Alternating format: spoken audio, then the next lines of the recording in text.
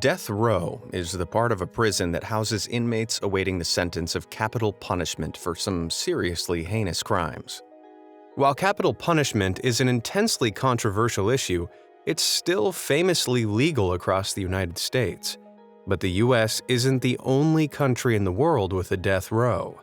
From the crimes that can land you there, to the last meal you're given, it all varies wildly depending on where you're condemned. So let's take a look at some of the most shocking differences in death rows around the world. Oh boy, this one is gonna be an eye-opener for sure.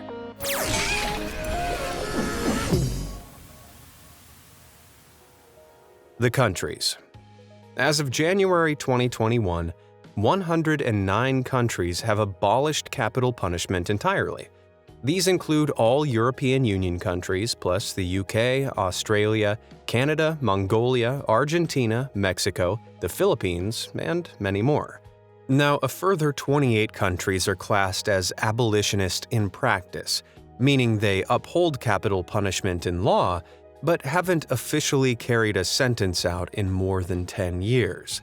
These include the Russian Federation, Myanmar, Morocco, Algeria, Kenya, and most surprisingly, South Korea, a country more famous for its K-pop and K-drama than its capital punishment.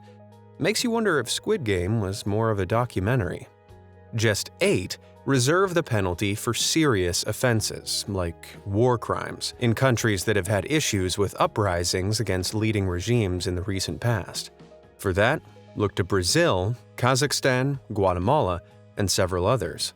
But then there's the shockingly high 55 retentionist countries, the ones where the penalty is fully upheld within the law. If shocking news headlines are anything to go by, you're probably thinking that alongside the US, these are mainly countries known for their harsh punishments, like China, Saudi Arabia, and North Korea. But surprisingly, Japan is also on that list, the only fully democratic country to do so. Before the keyboard warriors butt in, the US technically classes as a democratic republic, making Japan's position on the penalty all the more shocking. And despite appearances, not every European country is abolitionist. Here's looking at you, Belarus. Led by an authoritarian regime, Belarus's government mainly uses its punishing power to suppress political unrest. However, the use of capital punishment is also a major hurdle that's prevented the country from becoming part of the European Union. Now, despite what many people think, the death sentence isn't legal in every state in the US. Currently, 24 states allow it, 23 don't, and 3 have moratoriums in place, meaning prisoners can still be given the sentence, but the death part is temporarily pardoned. So, if you're planning on doing anything criminally dumb in the near future, be sure not to do it in any of these places if you don't want to end up paying with your life. But no matter where you are in the world, it's not a crime to hit those like and subscribe buttons down below. All done? Great, because you're not going to believe some of the stuff we're about to get into. The crimes. They say, if you're prepared to do the crime, then be prepared to do the time. But some crimes have more time attached to them depending on where you are in the world. And in some places, your time would be well and truly up. Let's start in the US. Here, there are 42 capital offenses you can commit that'll guarantee you a spot on death row. Homicide is the big one, with other more specific crimes such as willful wrecking of a train resulting in death, or mailing injurious articles with fatal intent. Others are less obvious, though, such as espionage, the practice of spying, or treason, which is defined as levying war against the government. Because these acts pose a serious threat to national security, especially in times of war, they're considered crimes worthy of the death penalty, but not so in other countries. Over in Japan, capital punishment is only doled out for crimes that meet a very strict 9-point criteria called the Nagayama Standard. Here, elements of the crime like the degree of viciousness, the motive, remorsefulness, and sentiments of bereaved family members are weighed against each other. In particular, the number of victims involved tips the scale heavily, so the sentence is usually only reserved for serial homicides. As such, only 16 of the 130 death sentences Japanese courts have handed out since 1993 have involved a single victim. That's just 12%. In nearby North Korea, it's a little bit more, strict. The militaristic rule of the country means crimes against the state are considered the worst of all. So, alongside homicide and treason, comparatively smaller crimes like counterfeiting, smuggling, and the vaguely titled offense of grave misdemeanor can all warrant the death penalty. I mean, what does a grave misdemeanor even entail? Are we talking robbery or swearing? Assault or putting raisins in cookies? Theft or farting in an enclosed space when people are around you? It could be anything. As bad as North Korea's vague laws sound, they're nothing compared to Nigeria's. In 12 predominantly Muslim states in the north of the country, a strict Islamic law, called Sharia law, operates in the criminal as well as the super-religious domain. Because of the strict religious ruling, capital punishment is handed out for things like adultery, homosexuality, and even blasphemy.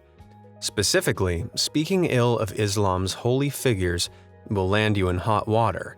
So, bad-mouthing God in the highly conservative parts of this country can book you an express ticket to meet the big man himself. But even Nigeria's laws look tame compared to Saudi Arabia's.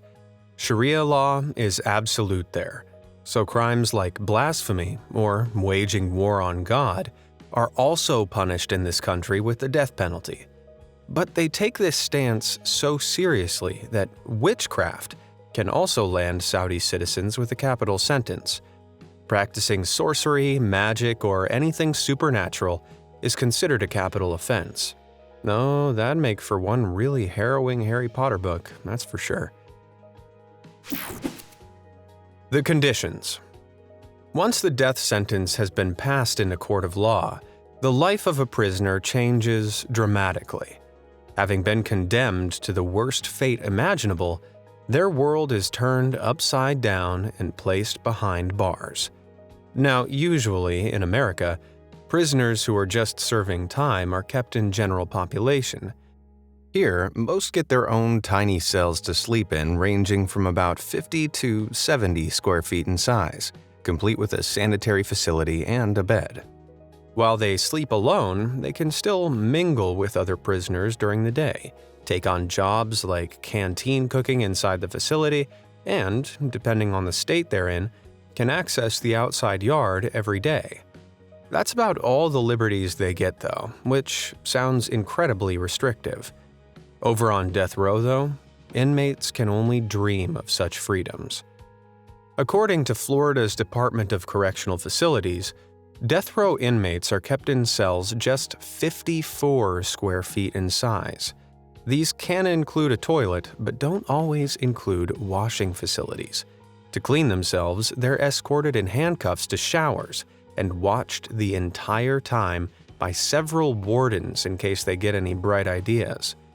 There's no canteen for these guys, just 3 square meals served in the cells at 5 a.m., 10:30 a.m., and 4 p.m.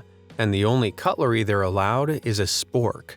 They can have snacks, radios, even small 13-inch TVs to keep the boredom at bay, but there's no AC, no cable TV or streaming services, and they're rarely allowed to mingle with other prisoners. They're allowed out of their cell for up to 1 hour a day for exercise and visitation rights, but the other 23 they spend in solitary confinement. However, once their death warrant is signed, meaning all their appeals have failed, they get moved to a slightly larger 84 square foot cell. That's about the only upgrade there is though, as all radios and TVs are moved outside the cells, and they can only watch or listen to them through the bars. Over in Texas though, the restrictions are even more severe. While each cell is guaranteed to have a window, there's no word on what the view is like. On top of that, TVs are out of the question, and depending on their custody level, only some inmates may have access to a radio to help pass the time. But if we rewind to 2016 and head over to Delaware, back when the death penalty was still legal in the state, restrictions were a little laxer. Single cells were roughly 91 square feet in size, but inmates could also be housed with other prisoners in some maximum security units. Depending on the restriction level of the units they were assigned to, these inmates could even eat in the dining hall with everyone else. Not only that, but they could also enjoy up to 21 hours a week of exercise, shower, and visitation time. It's not exactly what I would call comfortable, but that's almost luxurious compared to current conditions in Alabama.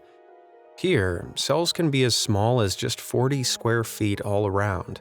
That's barely what you'd call closet space. There are no windows and no AC. And with Alabama summers averaging a scorching 90 degrees Fahrenheit, the heat is often unbearable. Some prisoners are issued with a fan, but it doesn't do much, and many resort to standing in their toilets to try and cool down. But that's just the USA. So how do these conditions compare to the rest of the world?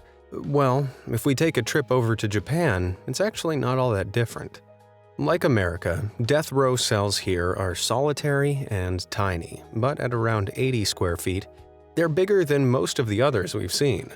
Although you might notice that they don't contain a bed. In traditional Japanese custom, the beds fold out, giving inmates more room to, repent, I suppose. It also includes a toilet, bookshelf, and low sink. But to prevent the inmates from harming themselves, each has been designed with round corners. Even the taps on the sink are operated by a timeout button, so they can't flood the cells. Like America, inmates are fed 3 times a day on a diet that consists pretty rigidly of just rice, soup, and a small portion of meat or fish. They do not have access to a commissary or prison shop, so there's no additional food on the menu. On top of that, TVs are out of the question, and depending on their custody level, only some inmates may have access to a radio to help pass the time. They're allowed to bathe just 3 times a week during the hot summer months, and only 2 during the winter. The only reprieve they do get is a 30-minute stint of exercise in a fenced yard every day. This doesn't sound good, but it's practically heaven compared to India's death rows. India is incredibly secretive about its death row practices and rarely releases any official documents about the conditions its inmates are kept under. But some stories told by prisoners who had their convictions overturned paint a pretty bleak story. They're held in solitary confinement for most of the day, and conversation with any other inmates is strictly prohibited. There's no air conditioning despite temperatures rising to 113 degrees Fahrenheit in the summer, but the cells do have windows. Unfortunately, many look out over a set of gallows in the prison yard, serving as an unavoidable, torturous reminder of the fate that awaits them. In Vietnam, though, it gets worse. Like India, very little is known about the death row system here, but the laws require inmates to be held in solitary confinement and monitored around the clock. According to stories from former inmates, if a death row prisoner is deemed particularly dangerous, they have one of their feet shackled to the cell. In these cases, the prisoners are only released from the shackles for 15 minutes a day, in which time they can bathe, eat, and use the toilet.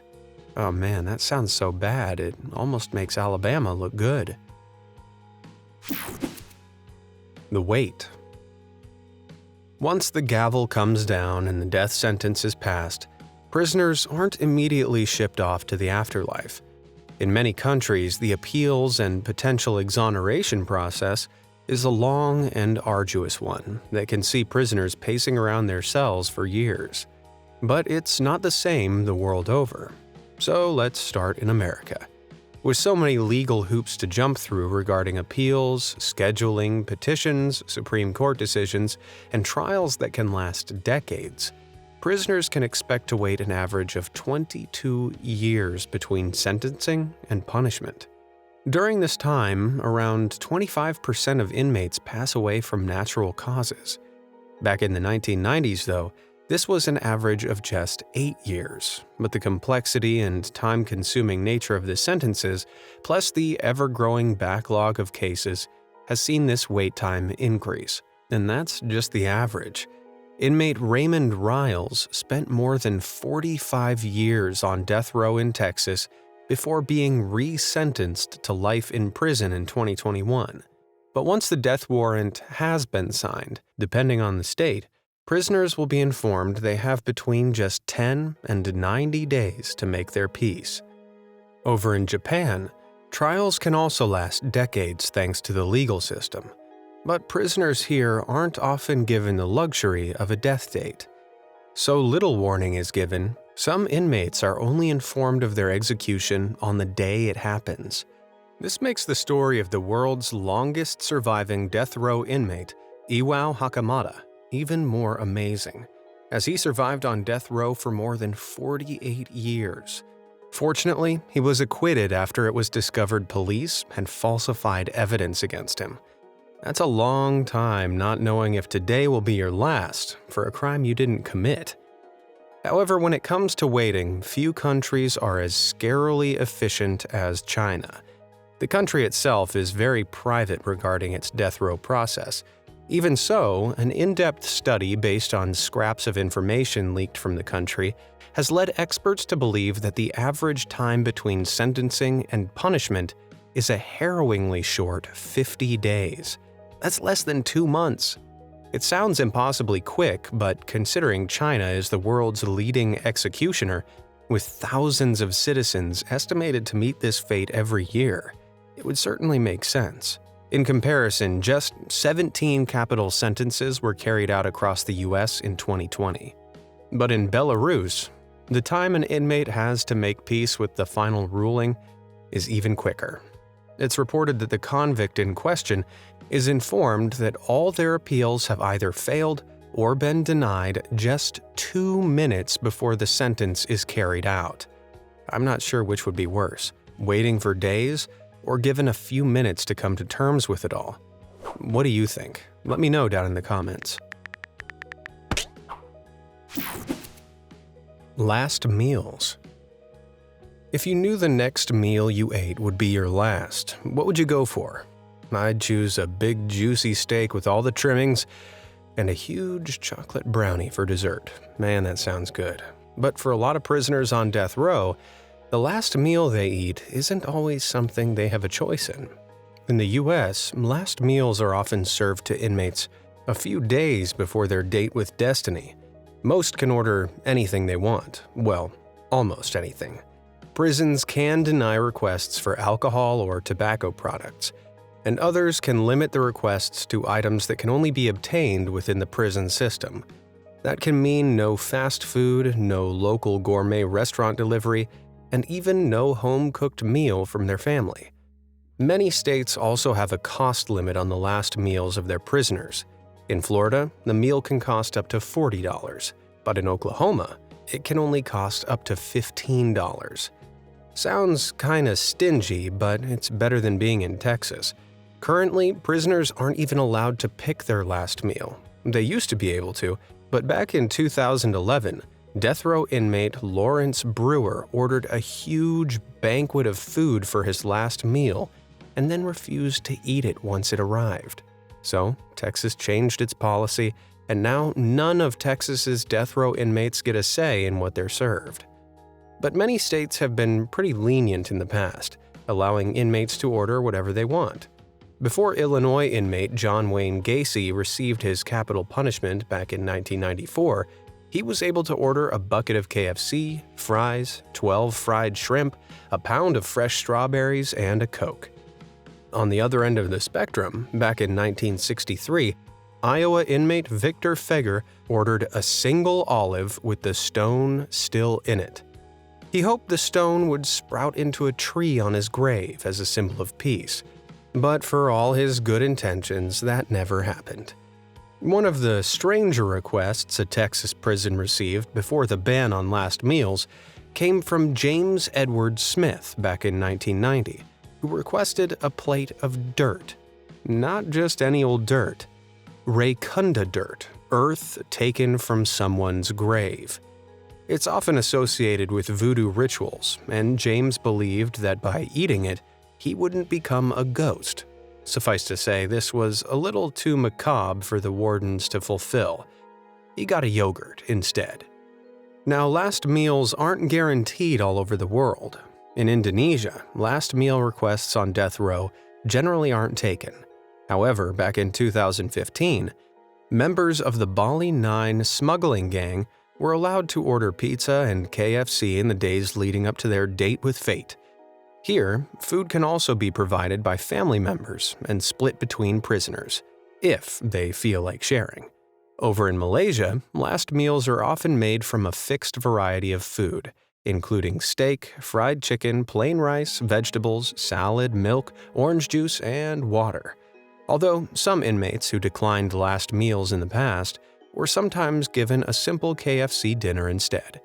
Hang on. What's the deal with KFC being a last meal of choice for so many people? I guess it's tasty, cheap, and easy to get a hold of. Well, at least they're able to tick that meal off their KFC bucket list.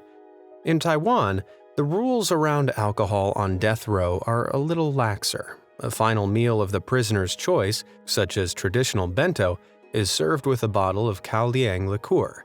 It's a very strong sorghum-based drink, which is popular across China and Taiwan.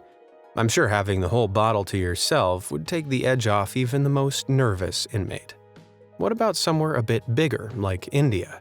While there's no last meal ritual stipulated in the law, prison authorities reportedly do make exceptions for inmates in their final hours. In 2012, prisoner Ajmal Kazab apparently requested a couple of tomatoes. The guards generously offered him an entire basketful, but he only took 2, and of them he only munched on 1. Knowing all that, where would you want your last meal to be? Let me know down below. The exceptions. While some crimes might lawfully warrant capital punishment, special circumstances can see a criminal get away with a slightly lighter sentence. In the US, intellectual disability is a pretty important factor. Up until 2014, it was considered unconstitutional to issue someone with an IQ of 70 or under with a capital punishment. But when inmate Freddie Lee Hall was found to have an IQ score of 71, a mere margin of error, the state of Florida still slapped him with a death sentence. The unfairness was eventually overruled, but the strict 70-point cutoff is still currently employed as part of a more rigid framework by states like Kentucky and Alabama. In Nigeria, there's nothing in the rules about excusing those with intellectual disability, but they do draw the line at sentencing pregnant women. At least, they don't fulfill the sentence while they're pregnant, though it can still go ahead after the birth of the child. It sounds grim, but this rule applies to almost all countries where the death penalty is legal, including Japan and the US. Oh mama. But in Vietnam, pregnant women are totally exempt from the charge, and instead can be sentenced to life in prison. What's more, women nursing a child under 3 years old are also exempt, along with people over the age of 75. There's also a workaround for officials convicted of corruption, who can spare themselves the death penalty if they pay back at least 75% of the profits they illicitly obtained. That's certainly one way to get people to cough up. And in the United Arab Emirates, compensation isn't just an escape route for officials. As a country that abides by Sharia law, a convict on death row may be fully pardoned by the family of the victim. Usually this involves an agreed form of payment. It sounds like a ruling out of the past, but as recently as June 2021, Bex Krishan, an Indian businessman on UAE's death row, promised to pay the family of his victim 500,000 Emirati dirham, roughly $130,000, to pardon him for his crimes. And they say money can't buy you everything. The methods. It might surprise you, but not all modern execution methods are the same from country to country. How a prisoner is put to death varies widely depending on where they are, and it's not even the same across the US. The US has not one, not two, but 5 authorized methods they use to carry out death sentences, though most meet their end via lethal injection. Prisoners are led to an isolated room and restrained on a table. Then they're injected with up to 3 different pharmaceutical drugs. The first sedates the prisoner, the second paralyzes them, and the final one stops their heart. However, in 8 states, including Alabama, Florida, and Tennessee, electrocution is also currently used. That's right, the good old electric chair. And disturbingly, it's the primary method used in South Carolina. More antiquated methods, like lethal gas, are allowed in 3 states, hanging in 2 states, and firing squads in 4. And incredibly, in most states, prisoners can actually choose how they'd like to go. And that's a decision I hope none of us ever have to make. Over in Japan and South Korea, though, there's only one option. The primary method used in both these countries is hanging. In Japan, prisoners are led into a sterile chamber with a large red box marked on the floor. A blindfold and black hood are placed over their head, along with a noose. Their hands and legs are bound to prevent them from flailing, and they stand in the box. Then, out of view, up to 5 guards hit a set of 5 buttons simultaneously, which activates the trap door, the red box. Why 5 buttons when it only requires 1 to open? Well, this makes it unclear which guard is responsible, allowing them to keep their conscience clear. In China, one of 2 methods are used: lethal injection or a single gunshot. But unlike the US and Japan, which have dedicated chambers, not all condemned Chinese prisoners are so lucky. Disguised as a regular police van, China's mobile execution units can load the condemned into the back and carry out lethal injections on the road. Apparently, this is all for the sake of efficiency. That is one police van you do not want to get pulled over by. Over in Taiwan, though, it's a very different affair. Following the last meal, the prisoner is taken to a chamber, anesthetized, and laid on the ground face down. The act is carried out with a single gunshot, and that's when it starts to get weird. It's customary for the executioner to burn votive money, a type of fake currency, as an offering to the deceased in the afterlife. It's also customary for the inmate to tuck a little money into their leg irons as, get this, a tip for their executioner for doing a good job. I'd really hate to see what sort of service a bad tip would get you. Well, now I've compared death row, prisons, and schools around the world, and I don't know which was more eye-opening. If you haven't checked out the other videos in this series, I'll leave the links down below. And if you've got a suggestion for another comparison video, let me know down in the comments. Thanks for watching.